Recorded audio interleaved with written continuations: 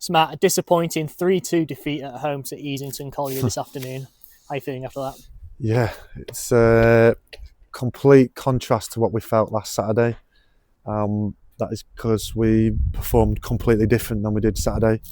I'm not going to lie that there was a few positives I'd take from it, a few lads, but apart from that, it was not good at all. No, sometimes sometimes in football you lose 5-6-0, and obviously you don't accept it. But when you lose that, like that, when you get out bullied, when you get out fought, it hurts even more because we're grown men in there. And when you're a grown man and you get bullied, something like that, it's a dent in the pride. So yeah, pride is dented tonight. So it should be, because listen, they come. We know what Easington are about. We know what kind of type of club it is, what type of football team they have. So we should have been better prepared in that way. But fair play to them. They come in here, they did a job on us, and they'll move on to their next.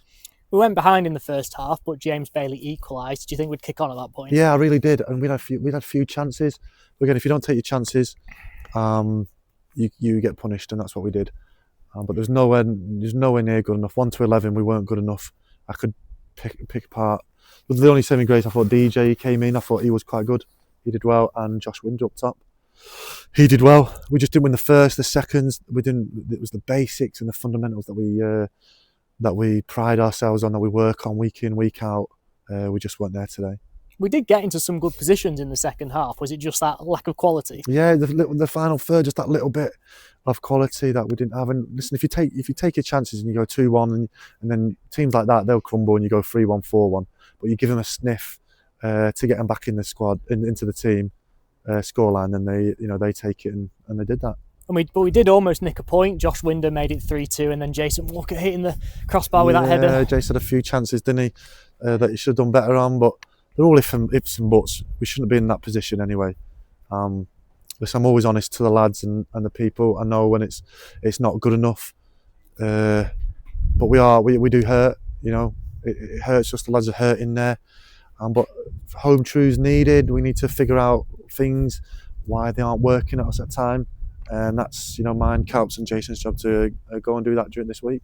Just the one change to the starting 11 today from last week. No Jack Milburn. Is that an injury? Yeah, no, Jackie boy, he rang me up literally on the way. He's been sick just before he left.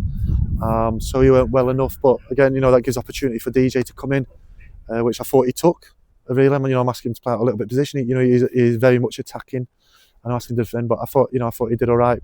So hopefully we'll have Jack back next week. Hopefully we've got little knocks and that, but again, that's what you get. You're in the Northern Premier League. You can't, we can't forget that it's going to be a battle every week. So we'll patch ourselves up and work hard again on Tuesday.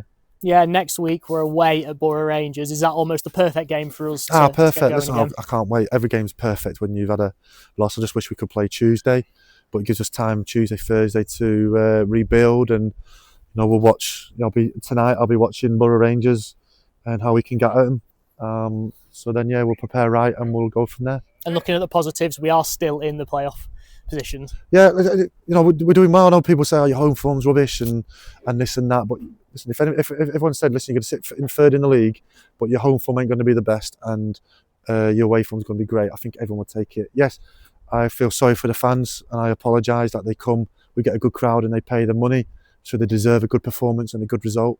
And I apologise. So I don't want to make it into an issue. Once you start making something into an issue, then it becomes a bigger issue. We don't want this at the football club.